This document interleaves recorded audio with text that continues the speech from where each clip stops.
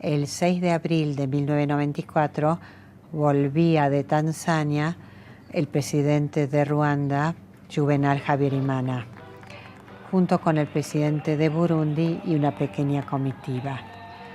Estaban por entrar en vigencia los acuerdos de Arusha que cambiaban el sistema político de Ruanda del partido único al multipartidismo con mayor representación de distintos sectores de la población. De regreso a Kigali desde Arusha, el avión del presidente ruandés fue derribado.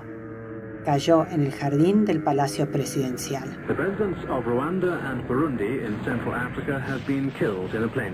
Varios miembros del núcleo más duro del partido gobernante habrían elaborado esa misma noche una lista de personas a ser asesinadas. Y al día siguiente se desata el genocidio. África, y sobre todo la zona de los Grandes Lagos, se sintió realmente conmovidos por esta tragedia. Una tragedia sin precedentes, por lo menos desde la época de la Segunda Guerra Mundial y del Holocausto, y con enormes pérdidas humanas, y lo que vino después, que fueron las consecuencias en miseria, enfermedades, hambre, etc. La masacre de Ruanda fue una experiencia extravagante.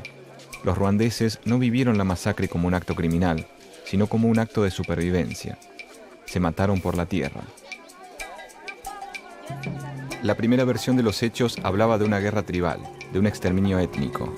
Sin embargo, algunos datos nos hicieron reflexionar. El territorio de Ruanda es de alrededor de 26.000 kilómetros cuadrados, apenas un poco más grande que la provincia argentina de Tucumán. En ese territorio viven más de 9 millones de personas, con una densidad poblacional de 343 habitantes por kilómetro cuadrado. En Tucumán, la densidad de población es 5 veces menor. Comprendimos que la tierra, su posesión, es vital en Ruanda, y bien podría haber sido otra causa de la masacre. En cada pueblo que pasamos vemos un memorial del genocidio. En todas las regiones que recorremos ha habido matanzas grupales, asesinatos de niños, violaciones sistemáticas.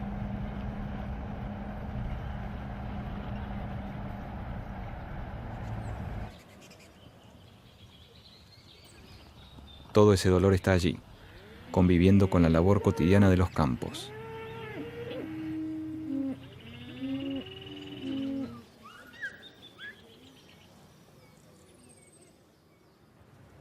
Well, genocide has changed things in a very visible way.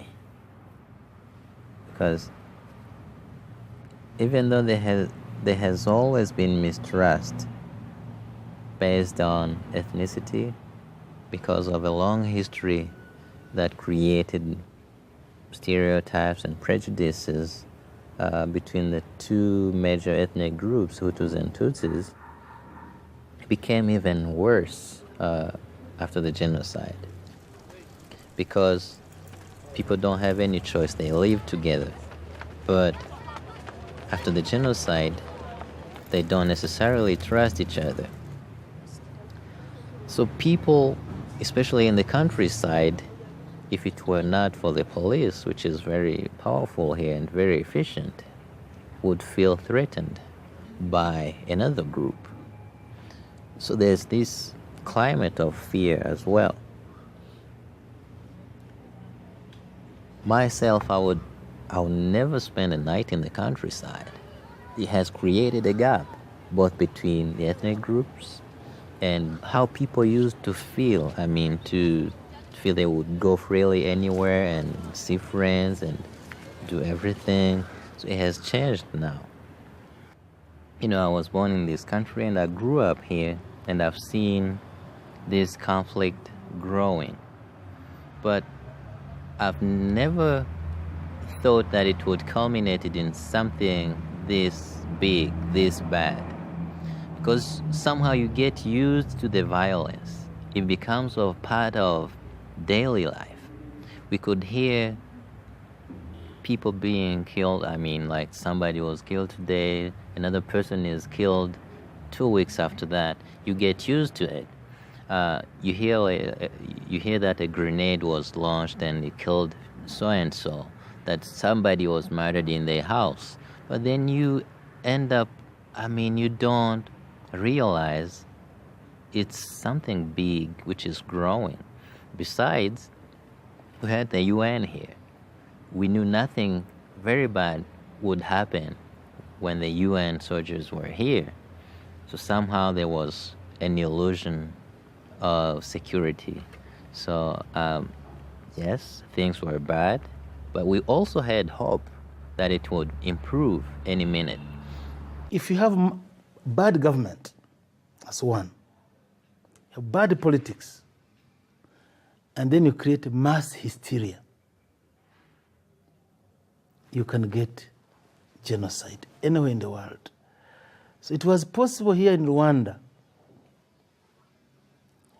because the people who wanted the political power were desperate to use whatever means available. So they used an illiterate population,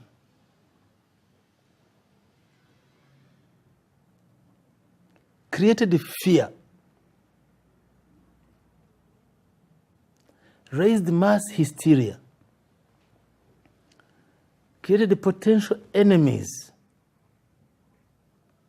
I don't know if you have those conditions existing anywhere in the world, genocide will happen. What is common everywhere is that you start creating an imaginary enemy. And then you depersonalize them.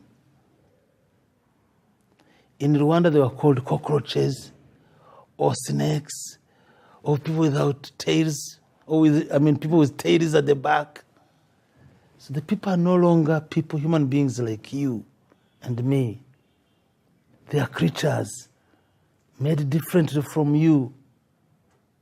So they act on the mind of illiterate people to create a perception in the mind that what you are dealing with is not a person like you, but a snake, a cockroach, an enemy who has come to finish you off.